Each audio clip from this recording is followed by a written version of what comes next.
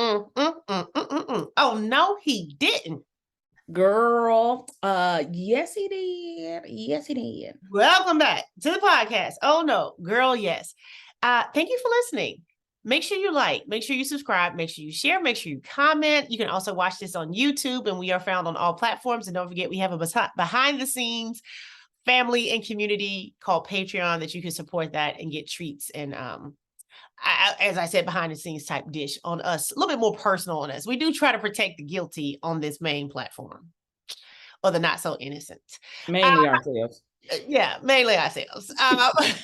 So what we want to talk about this week is what a lot of people are talking about because football season has started and the big hubbub is Tom Brady and his wife, Gisele Bündchen. So for those of you who don't know, Tom Brady is a quarterback in the NFL. His wife is Gisele Bündchen. What we call her a former supermodel, current supermodel. They got married maybe like 12 years ago. They have 2 kids. He already had a kid. Actually, he had someone pregnant when he first started dating her.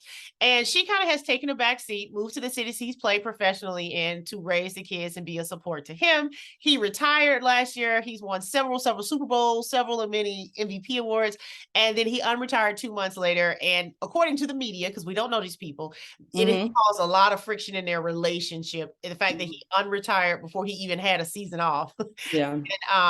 And Gisele, according to media reports, seems to be upset. Now we have to say because media reports, because we don't know. So we're pontificating on some other folks' business. Correct.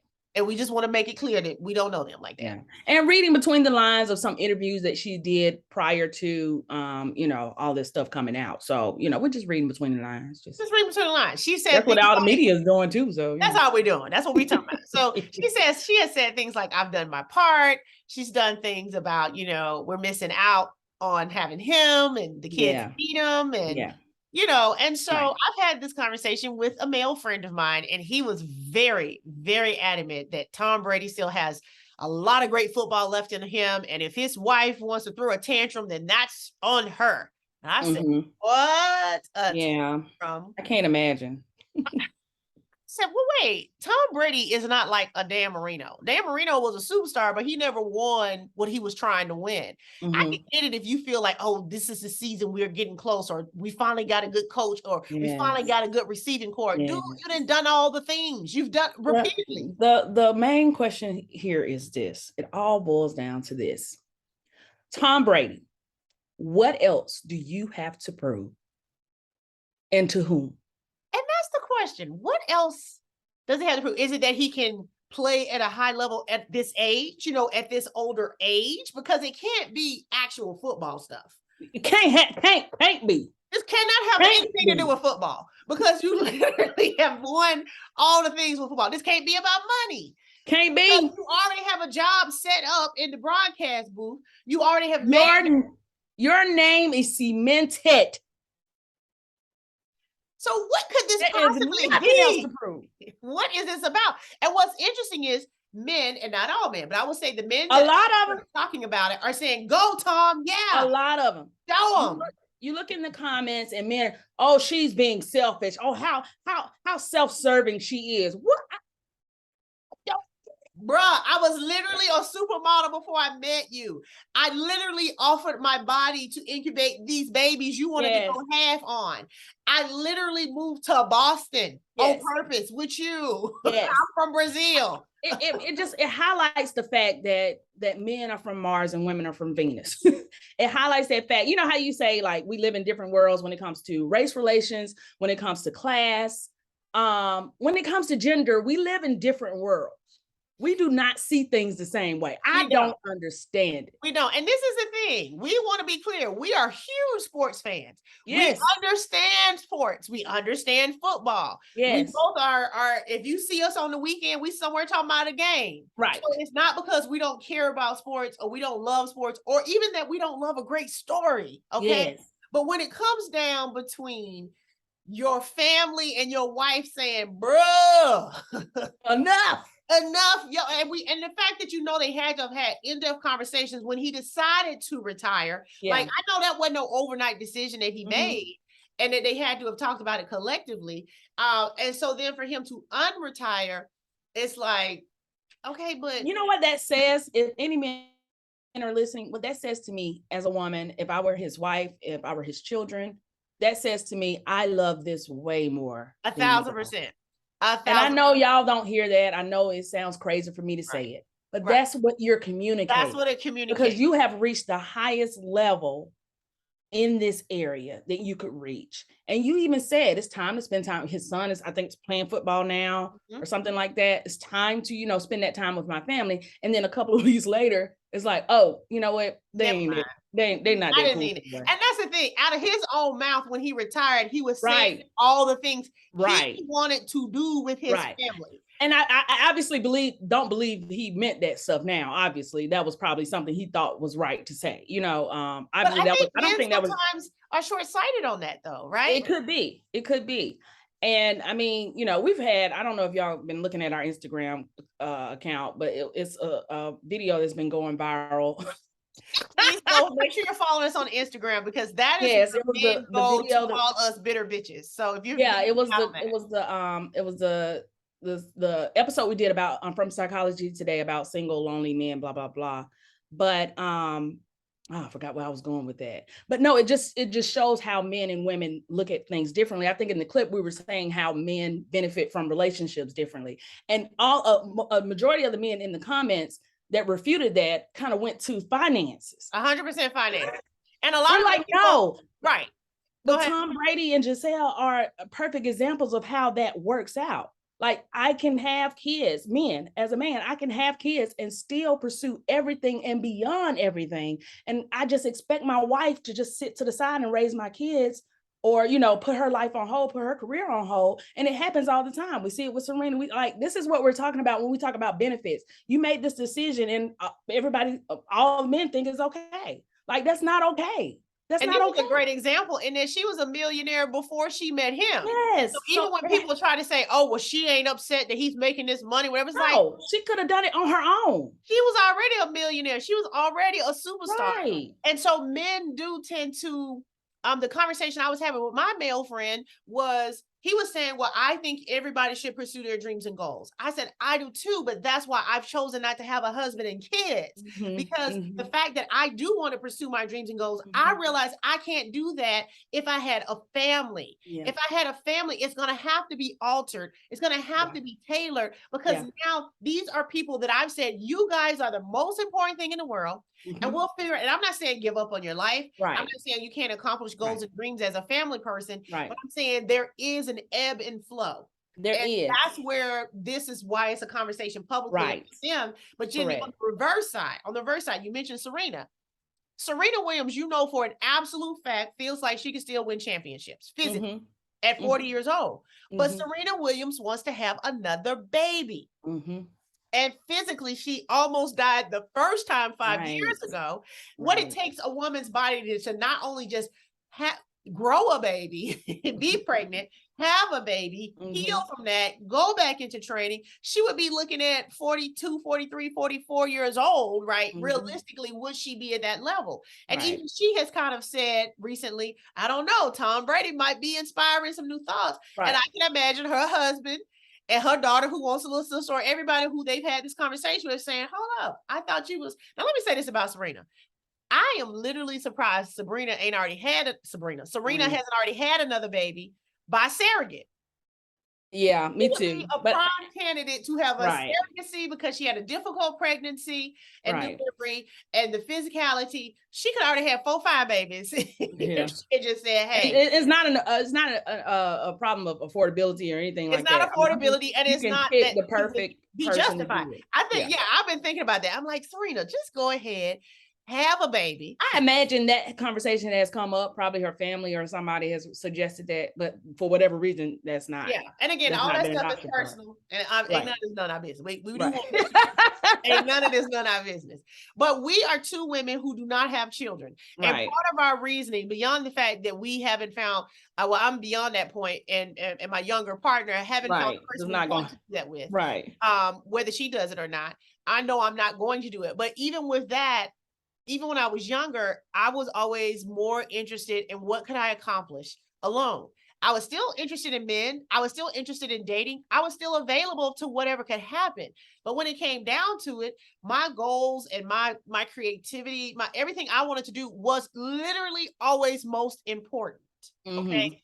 And so Mm-hmm. that's why I probably would be divorced by now, or have some kids that would probably resent me. You know, Oprah is Right. another great example of saying, I knew I was not going to be able to give everything to no kids because I knew what I wanted to be when I grew up, and I knew Mm-hmm. time and energy and the focus it was Mm-hmm. going to take. And I Mm-hmm. won't have nobody over here resenting me living in the big house because I wasn't there for their first day of school, because Mm-hmm. I wasn't at their graduation, because I was speaking with the Pope, Yeah. or whatever.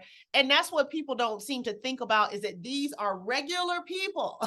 This is a woman who wants her husband to participate in the child rearing of the family. She wants her children to know their father. And Yeah. all the people, the men in the comments, well, their father has a responsibility. He's a superstar. It's a legacy and a legend. It's like, they just want their daddy. Yeah. And you can ask most kids who have very successful fathers, yeah, y'all loved them. I don't know that dude like that. Right. I know Yes, him as I've been to dad. private school. Yes, I have the best of everything, but I'm driving my Lamborghini thinking, oh my God, it's my birthday and my daddy didn't call me, Mm-hmm. And so Mm-hmm. just like regular poor people, and when I say poor, I mean all of us, We all fall in that category. everybody else, Because even there's rich and then there's poor. there's rich and poor. There's really no in between. Okay. So let me tell you, this is a sidebar. A girlfriend of mine said to me this weekend, she was talking about rich people. She said, I think billionaires have a mental illness.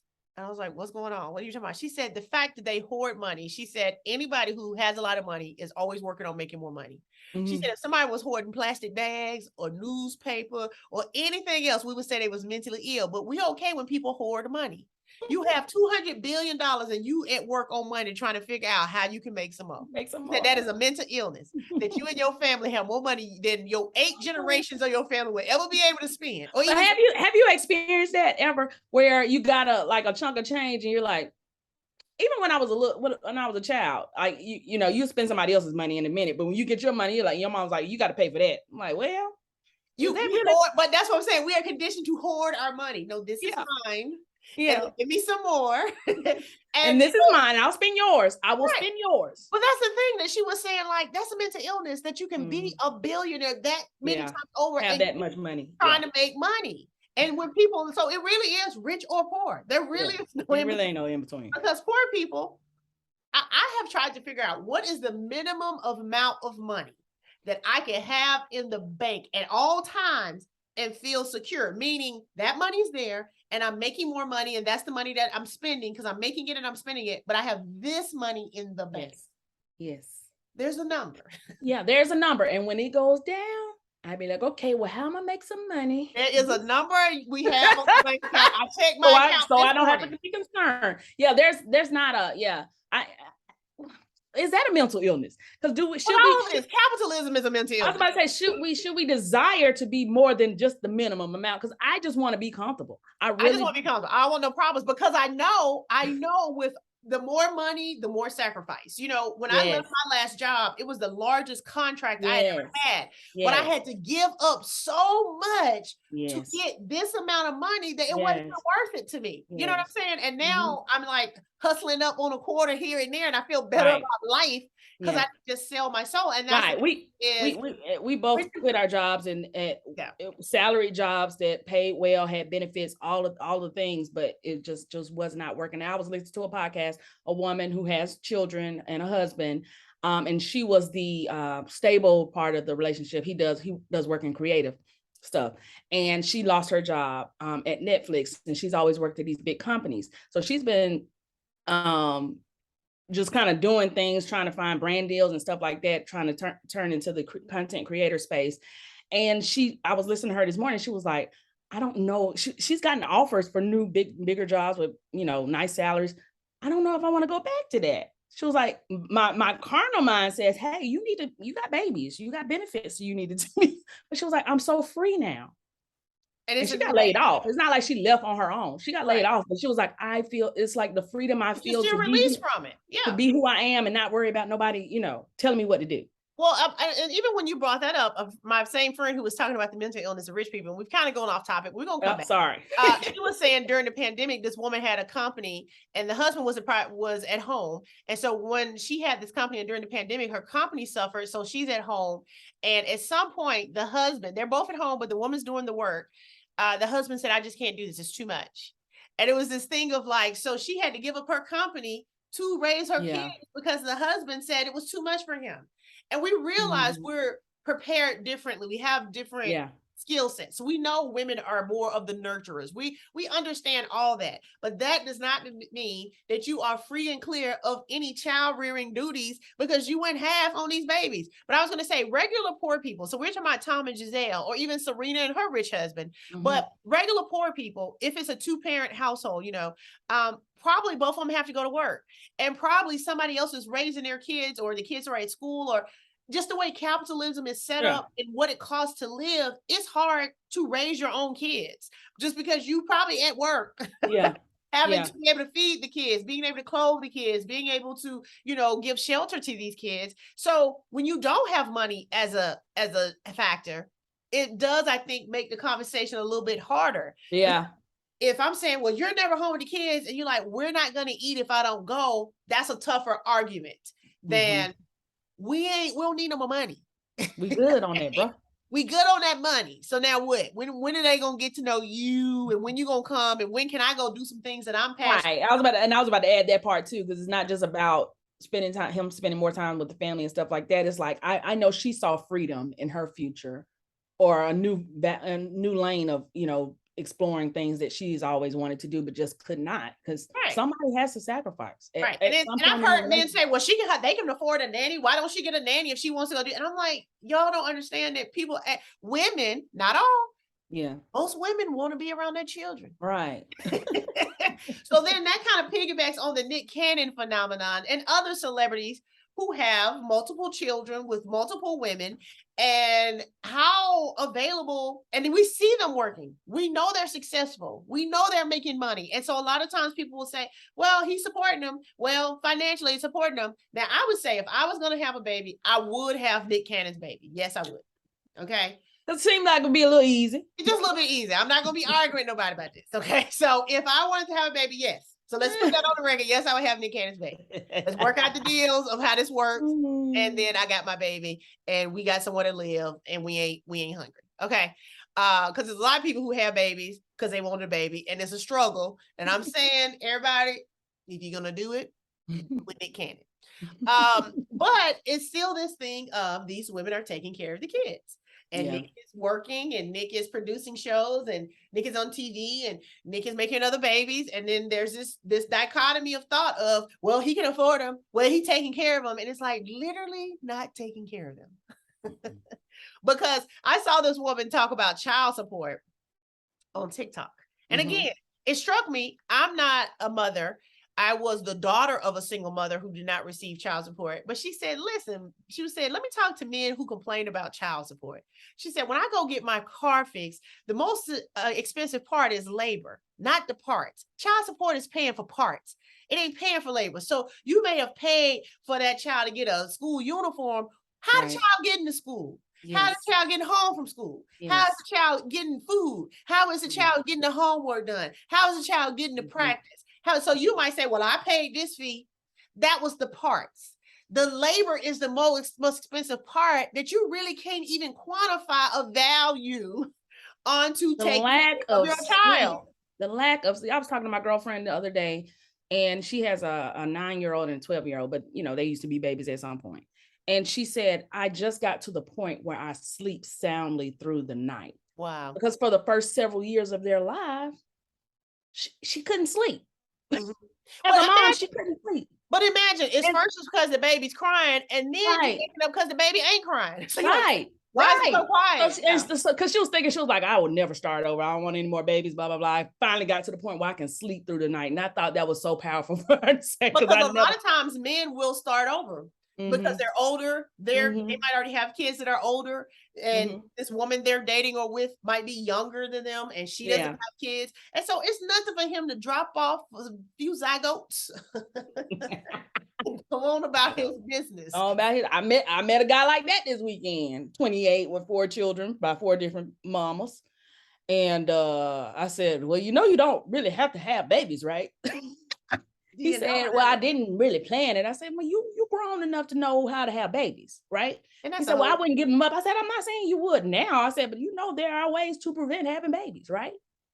And what's interesting, the fact that men, it's interesting because people usually talk about women getting pregnant, or we have the abortion issue or birth control issue, and it's usually a female conversation. Right. When men, the burden of birth control, I can't make no baby without no man. Can't And do the it. fact that a man can impregnate 4,000 women and have 4,000 babies born on the same day, and women can't do that, you Yes. would think birth Yes. control would be a male-based conversation. Yes. Yes. And then One would think. the fool said, God bless him, he's so sweet, but I should have picked better mamas. Said, but you picked 4 bad ones. Like 4 in a row. And again, this is his version of events. They somewhere saying I should have picked a better. But I'm just saying, like, how stupid can you, what, you don't even know me. Don't tell me stuff like that. Cause now I done labeled But again, he doesn't have but guess what? He is still looked at differently than a woman with 4 babies by 4 baby daddies. Yeah. Well, I looked at him the same. Right? You know, you think of a Future versus an Erykah Badu. Yes. Yeah. Yeah. You didn't heard all the jokes or whatever about Erykah Badu and her rap all-stars baby daddies. Very impressive, if I might say. But that's what we're saying. If you're gonna get, you know, if you're gonna get it, if you're gonna have a baby, why not have Andre 3000's baby? Is what I'm saying. It's literally my dream. Okay. It is. It really is her dream. Y'all don't know. Like literally. Andre, I actually saw that Andre 3000 might be expecting. I just want to put that out there. His girlfriend, I think, is pregnant. Oh, really? Just want to put that out there. So far under the radar lately. It's crazy. Yes. She's a woman that's kind of in the industry, has been around hip hop industry. She's not a Black woman. She's not a white woman, but she's been in the industry. But that's just heads up. And also, it looks like Marlon Wayans might be about to become a father again. Some maternity photos. His youngest is 20 years old. And so again, men have this opportunity to start over. And even though they are older, they're not thinking, well, I don't want to be waking up in the middle of the night, because they're probably not going to be waking up in the middle of the night. They're not even going to benefit. And as far as the men in our comments, y'all please follow us on Instagram, and you can see where these men were losing really proving our point. But the science and research that is not our idea, it is not our opinion, that men benefit more from relationships. Men have longer lives. They are more financially stable. Men make more money when they are in committed relationships. You know, all those things that's tracked. That's statistics. That's information. It's not our opinion. I just want to put that out there. But again, fight with your mama. But anyway, how do y'all feel? We want to hear your comments. And if you are watching this on YouTube, or even if you're listening to this on a podcast platform, you can leave your comment on YouTube. We will respond. You know, what is this? When will we get past this idea that women should be home with the kids and men can go out and chase their dreams? And even though women have dreams, we tend to not be positioned to do it until we're much older and our children have gone off to college, if we can even remember what the dream was. Right. That's expected of women, is, oh, well, now the kids are gone, I can do this now. When how much of it is that give and take, and has it shown up in your life? Again, as 2 single, non-married, non-child-free women, this is a lifestyle we've chosen based on our interests at this point, you know, and also based on our options at this point as well. Correct. Right, because who knows, if we had a really great, wonderful option at some point in our life, we would potentially be married, we would potentially be mothers, but we just decided not to take the options that were available to us at those times. Those were conversations. And another conversation for another day is a lot of women that do take those options that are available to them, and how are they living now? Like, we'll talk about that later. That's another episode. Women who are getting to a certain age don't have options they really are happy with, but are attached to a clock or a checklist of having to get some things done. Sounds like a recipe for disaster and misery and regret. But who are we? What are we? Thank y'all so much for listening. Again, please like, subscribe, and share. We love having a conversation with you. Even when you call us bitter bitches, we always gonna reply. I ain't always gonna work right. Yo mama. Okay. Because I'm mature. All right. Until next time. Oh, no, he didn't. Girl, yes, he did.